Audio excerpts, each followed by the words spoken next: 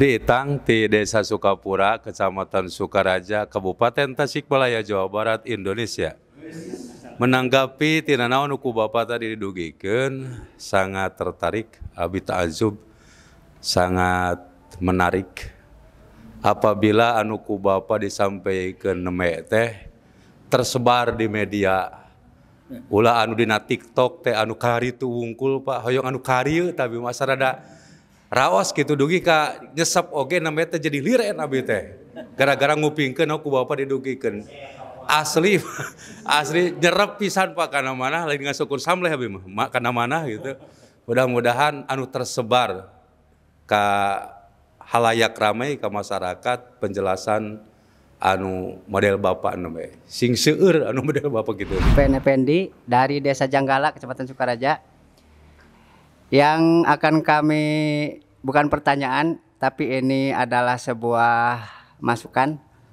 Mohon dijelaskan apa tupoksi DPD itu Pak. Sebab masyarakat itu awam Pak tentang apa itu DPD dan tupoksinya seperti apa. Terima kasih. Assalamualaikum warahmatullahi wabarakatuh. Kang Haji Amang Saprudin itu teh sanes Kiai Haji Amang Saprudin. Abot teuing ari nyandang kiai teh hapunten seueur masih seueur kalepatan gitu kan. Kita nu kahiji panginten. Teras perkawis abdi ge terus terang saja selalu belajar dari pemikiran-pemikirannya Pak Anies ya ketika membaca TikTok, bagaimana dia punya pandangan tentang pendidikan. Pendidikan itu kalau bisa jangan sekali-kali cari yang gratis. Maksudnya apa? Berapapun cari usaha kita. Kernaon eta teh atuh urang teh hayang asup surga teh panjihad teh ku harta jeung ku jiwa. Nya ieu mah jiwa henteu harta henteu terus asup surga. Kumaha saur Kangjeng Nabi nya. Itu kadang-kadangnya sok kasinggung gitu ku Kangjeng Rasulullah sallallahu alaihi wasallam. Tapi tetap berjuang. Apalagi nanti kalau yang sudah menangani negara, kalau negara yang menangani sudah insya Allah. Itu yang komitmennya dari seorang calon pemimpin masa depan seperti Pak Anies. Karena uang itu cukup Pak. Kalau 660 triliun, terang 1 triliun itu. Hah? Terang tadi nyariuskan triliun terang aja. Tajanya 0 wungkul 12 ketinggal 0 wungkul 12 itu jadi 1 triliun. Nah ini 660 triliun itu sangat bisa membiayai, katakanlah kalau ada guru se-Indonesia katakanlah 5 juta, berarti kalau 5 juta kali 1 juta per bulan itu baru 5 triliun. Berarti kalau sekarang 12 bulan ya katakanlah berarti kan kurang lebih sekitar ya 300 triliunan saja. Sementara uang itu masih di 660 triliun. Kalau separuhnya untuk gaji guru itu sangat selesai, sangat bisa insya Allah dan bisa meringankan beban. Kan seserna biaya pendidikan itu kamu gurunya seserna hari eta mah nanti kanggo kapur atau napi spidol mah teu seueur-seueur teuing danya. Tapi upami kamu guru tah dan Bapak dan Ibu sekalian yang saya muliakan, tadi Pak satu lagi Pak Effendi perkawis tupoksi DPD. DPD itu Pak Effendi sami persis salasna sareng DPR RI. Malih mah upami ditinggal dari sisi legitimasi itu pengakuan masyarakatnya. Agengan DPD RI kunaon margina saprovinsi teh mung dicanak 4 urang. Tah ari DPR mah sapertos satu dapil itu paling seueur Pangandarannya 4 tah. Pangandaran, terus Ciamis, Banjar, sareng Kuningan 4. Ari Tasik mamun 3, Tasik, terus Garut.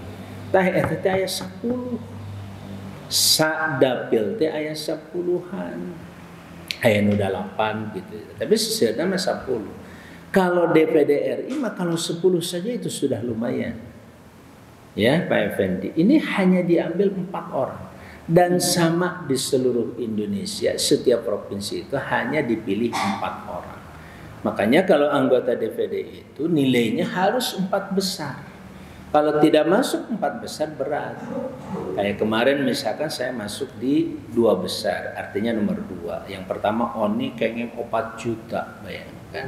Karena banyak di setiap diskusi itu kebijakan-kebijakan untuk masyarakat, terutama untuk daerah yang harus dikaji. Seperti misalkan perkawis otonomi daerah otonomi barunya, rencana Tasik Selatan. Nah itu juga saya belum pernah terima. Nah, tentang surat yang terkait dengan kawasan rencana Tasik Selatan itu. Apakah sudah masuk sekarang di yang 9 kabupaten dan kota yang diajukan oleh Jawa Barat? Sudah belum? Belum tahu ya? Nanti saya cek dulu ya, apakah masuk atau tidak. Kalau belum kan itu juga harus segera dibahas.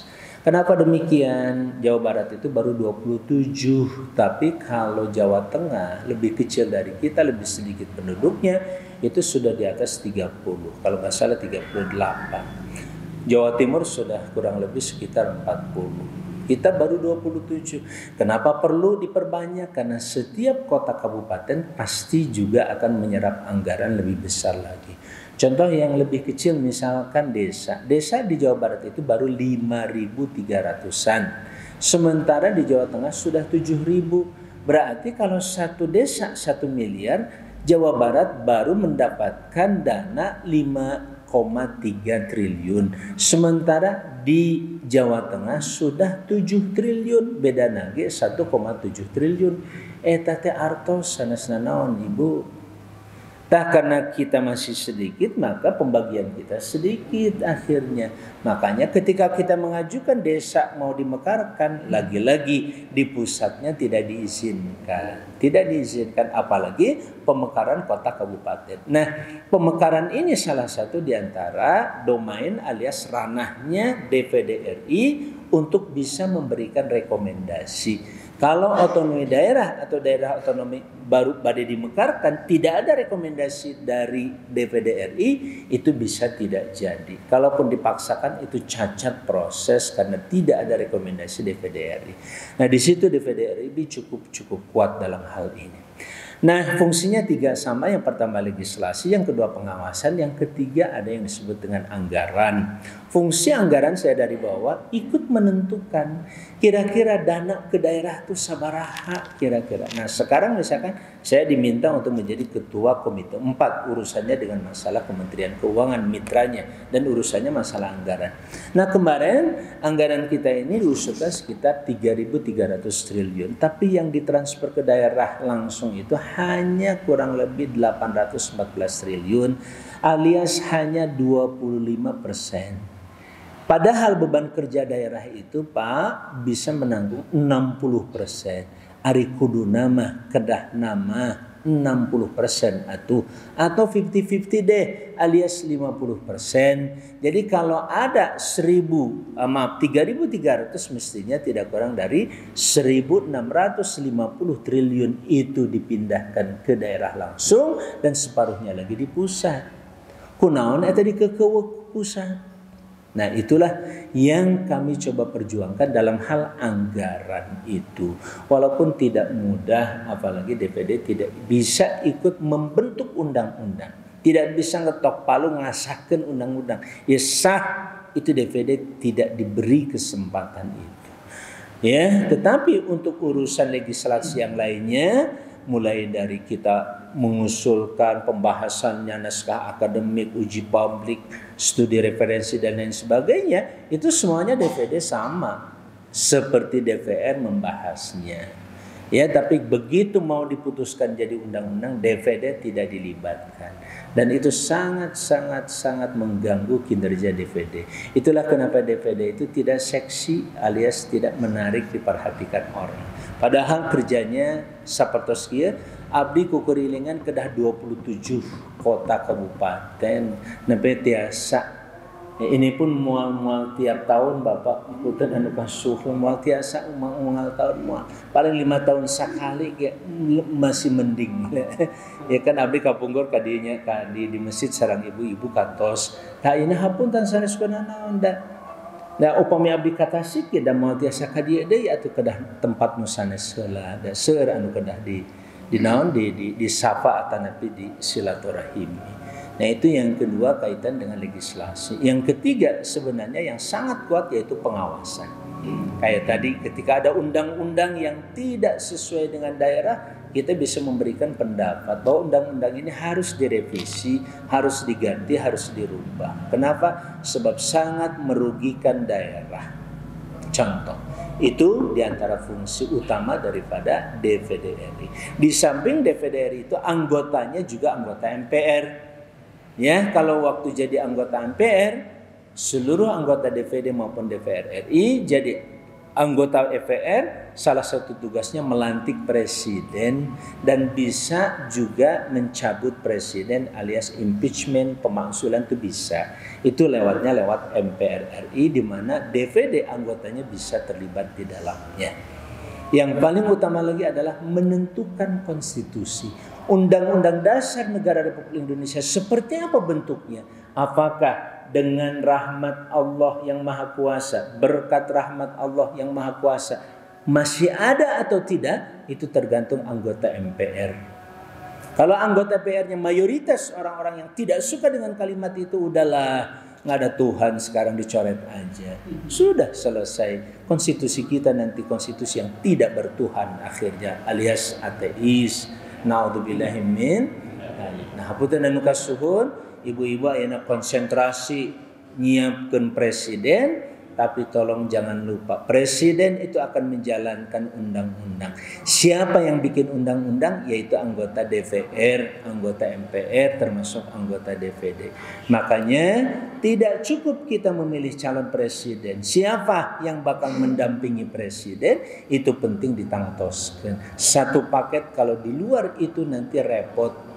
Ya, ibu beda pendapat dengan suami sebagai pemimpin di rumah, kacau, tidak harmonis akhirnya, kan begitu, saling jegal, dijegal kusaha ku anggota DPR, sabaraha anggaran teh sakieu entong, kenaon eta teh keur pasantren entong. Kenapa? Karena anggota DPR-nya tidak satu ide, tidak satu ideologi, tidak satu cita-cita dengan sang presiden. Nanti presiden yang capek. Disitulah kenapa doa kita waj'alna lil muttaqina imama. Kita ini ingin jadi pemimpin bagi orang bertakwa, sama-sama patuh ke Allah, raos gitu. Tapi kalau pemimpin orang-orang yang tidak bertakwa, berat sama sekali.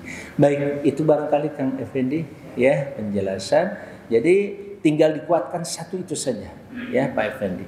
Kalau DPD RI khususnya untuk urusan-urusan otonomi daerah atau kedaerahan itu ikut menentukan dan membuat undang-undang, itu juga sangat bermanfaat buat daerah nantinya. Kenapa sementara ini punten daerah itu masih diurusnya ke orang pusat bukan orang daerah.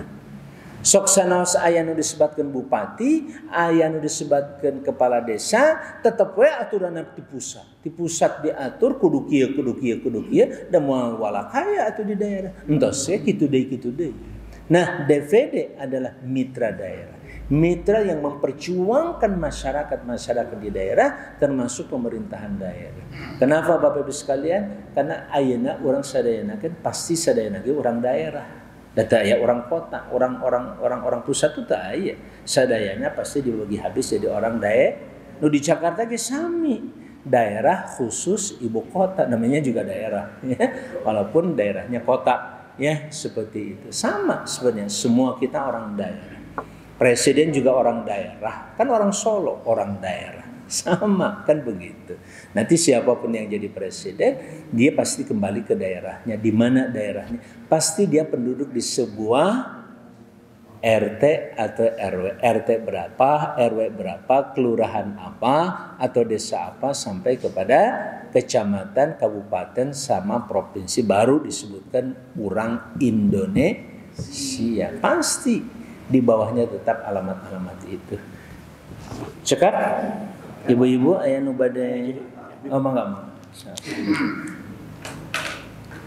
Karena saya SD bade ngalaksanakeun wajib belajar teh tisah sana dugi ka dinten Jumat Sabtu Ibu.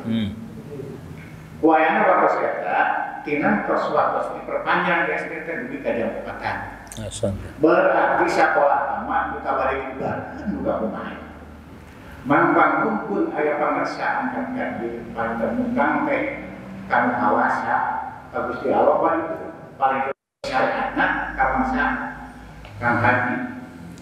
Manawi upami teh masih kuring sabar-barat ketika samangsa Sukaraja menolak apa ya Sukaraja upami sanes nabi pentingnya cing upami kuring tadi hormat itu dilaku manawi kadang yang berdetik balik kemana itu kurang selain upami teh madrasah ini ya itu ayakeun paling tidak dipredeli pentingnya disederhanakan sekolah apa setengah jam upami teh apa gunanya penting kita itu harapan mah anu sebabkan pada uji coba ada ayat kayak uji coba tetap ya pada sama berjalan seperti biasa paling itu Pak tadi kedua saya rencana simbolik di dunia daripada kawin kalakat jomblo mereka simbolik 50 tahun kan akibat gajinya punya gaji 50.000 sensasi Pak paling tekan gaji cekeri tadi jam triliun berarti 20 triliun kasih kuring sabaran-baran kan kita nasib aja kayaknya di calon sana saya mau berbicara kemudian kalau digaji beli ngaleok tadi itu asal mending bicara ke diurangnya di dalam amin ini dulu dunia badai kita gajinya Allah penyetan merekanya musam dada berinya ayah daguan temodel pemeruan atas malah ukur keprok, dah orang ikut aktif, andil, di pusat. Dah air makin dia haji, simpuling sabarat kan, mungkin haji dan sabarat ikan haji nomor 11 nomor 11. Nomor 11 ada yang lainnya nomor 11 tadi. Mudah-mudahan jangan tentara, kakek ngaju, kami kesejahteraan kan. Amin. Gitu ya. Ulah IT calon sanes digobor-goborkeun IT urang teu aya. Bilingnya lewat gitu ya. Tahal saya itu paling KHD kan diundur nomor 11 ulah lagi DPD jadi Kang Haji Aman Saprudin. Insyaallah ya. Tapi ibu kok toel mama toel bapak ini sadayana nya anu hak nyolok mah colok eta harus dipertanggungjawabkan Bu curug hiji gitu nya. Itu bae tadi disimpulin gitu nya. Harapan mudah-mudahan ku pengurus ayeuna teh nasib guru dunia utamana sing naik sing lonjak baluna sing sejahtera dunia sareng akhirat. Itu paling terasa sekali mudah-mudahan patepan orang dekat dan tentunya barokah wasilah pelanggaran karena naik derajat guru dunia takmiyah. Amin ya Allah ya Allah. Amin. Wassalamualaikum warahmatullahi wabarakatuh. Assalamualaikum. Atur nuhun ti pangarsa Haji Maskun. Bapak Haji Maskun, masukannya yang luar biasa. Memang itu salah satu kekhawatiran. Malema kemarin itu ketika diusulkan yang disebut dengan Undang-Undang Sistem Pendidikan Nasional, revisi atau napi penggantian, salah satu yang dipermasalahkan adalah kata diniyah itu sendiri. Kata diniyah dan kata agama itu hampir tidak ada di situ di undang-undang. Nah ini makanya kewajiban orang-orang yang tadi saya katakan rusaknya sebuah negara bukan karena orang jahat, tapi banyak orang soleh yang tidak mau berkecimpung di dunia seperti itu. Ya, di Simpering juga cuman ingin tilu ningkat iman, ningkat takwa, sareng kenging husnul khotimah sakitu we. Gaduh kursi ge gitu ta insyaallah. Nah ini diperhatikan pisan Pak Aceng, mohon ini aspirasi ini sangat-sangat bagus. Dan insya Allah kita akan masuk di perjuangan ke depan. Paling tidak sampai detik ini jangan sampai ada yang namanya penghapusan ya kata agama dari yang disebut dengan undang-undang atau permen, katakanlah peraturan menteri, apalagi kalau peraturan pemerintah, jangan sampai ada seperti itu. Alhamdulillah sampai detik ini terutama yang saya kenal dari PKS itu sangat kuat perjuangannya untuk mempertahankan diksi. Diksi itu pilihan kata diniyah itu harus tetap ada kata-kata itu, karena sebuah kata apalagi dalam Quran itu tidak pernah akan disia-siakan oleh Allah. Kita belajar dari Quran, pada saat kita memperjuangkan satu kata dalam suatu undang-undang, itu pasti ada yang namanya pertanggungjawaban terhadap kata-kata itu. Nah, kata-kata itu misalkan dipertanggungjawabkan kedah aya programna, kedah aya nu disebutkan anggaranana.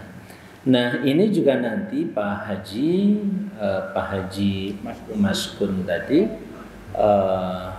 Pak Imannya, bagaimana itu seluruhnya juga bisa dipelajari antara kebijakan tadi dengan kepesantrenan. Ya, dengan kepesantrenan itu. Konsep kepesantrenan itu seperti apa? Apakah eksis nu aya? Bisa enggak yang tadi itu digabung dengan konsep kepesantrenan misalkan? Artinya apa? Nggak apa-apa lah anak-anak juga nanti mesantren mulai dari asal umpamanya sampai maghrib umpamanya. Itu kan sudah lumayan ya. Kita dihentikan anak sejam setengah. Nah, tapi bahasanya pasantren. Pasantren diniyah. Tapi diniyah takmiliyahnya itu juga diwajibkan oleh negara. Begitu ya. Terserah kalau agama lain mah pakai yang lain silahkan. Nah di situ kalau sudah diwajibkan oleh negara, maka nanti ada kebijakan dari negara untuk gurunya kan gitu. Untuk gurunya. Selama ini walaupun ada di Kementerian Agama yang disebut dengan diniyah, tapi itu tolong nanti harus dilihat dia adanya di mana ya, termasuk di Dirjen Direktorat Jenderal apa, pasti di bagian pendidikan agama Islam ya. Hanya saja seberapa jauh pengakuan negara terhadap kata diniyah takmiliyah itu, terus kapan waktunya dan berapa jam dalam satu minggu, itu juga menjadi perhatian kita. Kalau itu mau dimasukkan ke kurikulum, misalkan kurikulum sekolah dasarnya, itu juga menarik, dengan catatan guru agamanya juga akan diangkat nanti sebagai guru yang harus diakui oleh negara juga. Jadi tinggal siasat itu di situ aja lah. Kan intinya bagaimana pelajaran ini tidak hilang, anak-anak kita terjaga agamanya, terus yang ketiga gurunya juga betul-betul diperhatikan. Artinya diakui oleh negara ya sebagai pendidik yang sama haknya dengan yang lain. Itu yang paling penting. Bahwa kemudian mau pisah jadi nama khusus atau masuk kepada kurikulum, tempatnya juga nanti dikhususkan di tempat seperti ini, itu sudah barang tentu bagian dari kebijakan. Ya, kebijakan itu bisa kemudian diterapkan dimanapun. Yang penting kalau bahasa sederhana orang lain itu win-win solution. Win-win solution itu menang-menang, kita menang, negara menang. Tapi jangan negara menang kita dikalahkan. Kalau kita menang negara kalah nggak bakal, ya, karena negara biasanya suka mengatakan ya negara tidak boleh kalah. Ya kalau salah mah harus kalah, tetap aja ya, tetap saja kalau salah. Kira-kira itu yang bisa saya tanggapi. Insya Allah mudah-mudahan ya dengan kepemimpinan yang baru nanti aspirasi ini sudah bisa diperkuat. Ya bahkan kalau memungkinkan Bapak Ibu sekalian, Pak Iman di sini ada usulan, tapi misalkan 1 lembar lah, nggak usah banyak-banyak, 1 lembar supaya dipertimbangkan dimasukkan nanti di dalam Undang-Undang Pendidikan Nasional bahwa diniyah takmiliyah harus diakui sebagai salah satu entitas ya institusi pendidikan yang betul-betul akan mempertahankan negara kesatuan Republik Indonesia. Kenapa? Karena kami bertanggung jawab dengan anak-anak kita, anak-anak yang insya Allah akan jadi warga negara yang benar-benar bisa dan bertanggung jawab memperhatikan dan mempertahankan negara kesatuan Republik Indonesia. Kan itu cita-cita yang harus selalu kita pertahankan, karena itu warisan daripada para founding fathers ya, para penegak dan pendiri negara seperti tadi Bung Karno, Bung Hatta, Kiai Haji Hashim Asy'ari, Ki Bagus dan lain sebagainya. Di situ ulama-ulama besar menitipkan dan mengamanatkan kepada kita supaya pendidikan itu betul-betul ya, terutama sila yang pertama. Jangan ada pendidikan yang menjauhkan bangsa Indonesia dari sila yang pertama. Dan kita alhamdulillah ya dengan agama pastikan sila yang pertama itu akan betul-betul terwujud dengan izin Allah Subhanahu wa taala. Ya seperti bapak-bapak tadi sudah disampaikan, walaupun sudah usia sekian kita tetap bertahan di sini dengan gaji ala kadarnya, itu saja sudah apa yang disangsikan dari kebangsaan kita atau nasionalisme kita. Tidak ada yang perlu dicurigai. Justru kita menjadi tonggak penegak bangsa dan negara kita, terutama dari sisi keagamaan, insya Allah. Karena kita pastikan, saya sering menyampaikan dalam beberapa kajian, terutama dengan anak santri, Pak Haji, saya sampaikan ke anak-anak santri, saya bilang, anak-anak santri belajar agama bukan belajar sekedar bagaimana cara sholat, ruku, sujud saja. Belajar agama itu belajar kehidupan. Baik tidaknya kalian, bangsa dan negara tergantung pemahaman kalian terhadap agama, saya bilang. Kalau main-main kalian belajar agama hanya sekedar maaf ya, hafal Quran tapi tidak mengerti isi kandungan, maka rubba qari'il Quran wal Qur'anu yal'an. Rubba qari'in wal Quran yal'an. Banyak orang yang membaca Quran tapi Quran melaknat dia. Kenapa? Karena dia tidak mengerti tentang apa yang dibacanya. Kita tidak ingin anak-anak sekedar belajar agama bahkan hafal Quran tapi tidak mengerti isinya, yang nanti jadi orang khawarij. Naudzubillah min dzalik. Kalau jadi khawarij kan repot, Ali aja mau dibunuh oleh dia, kan begitu. Ya, Imam Ali bin Abi Thalib saja mau dibunuh. Apa alasannya? Karena salah paham terhadap agamanya. Saya kira itu yang ingin kita kuatkan. Itu juga konsep Pak Iman punten dikiatkan nanti, bahwa pendidikan agama dan pengetahuan agama bukan sekedar pengetahuan bagaimana cara anak-anak bisa sholat dan bisa ruku sujud, tapi bagaimana anak-anak yang tumbuh dengan agama yang baik dan kuat, dialah yang pernah mengantarkan seorang Kiai Haji Hasyim Asy'ari tampil sebagai seorang yang mengumandangkan resolusi jihad, mempertahankan negara kesatuan yang sekarang menjadi Hari Santri 22 Oktober. Itu kan resolusi jihad. Siapa yang mengumandangkan resolusi jihad? Seorang ulama. Kalau tidak paham agama, dia tidak akan bisa melakukan itu semua.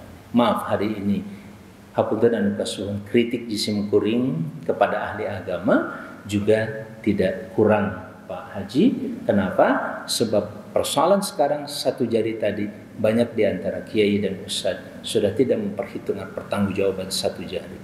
Yang penting sekolahnya disumbang, yang penting sekolahnya gede, ya, miliaran dia dapatkan uang, sementara masyarakat di sekitarnya juga tidak mendapatkan apa-apa kecuali sedikit sekali. Padahal itu jari siapapun, termasuk sang kiai dan ulama, itu akan dimintai pertanggungjawaban. Apalagi menunjuk, ya, milih mana tah iya.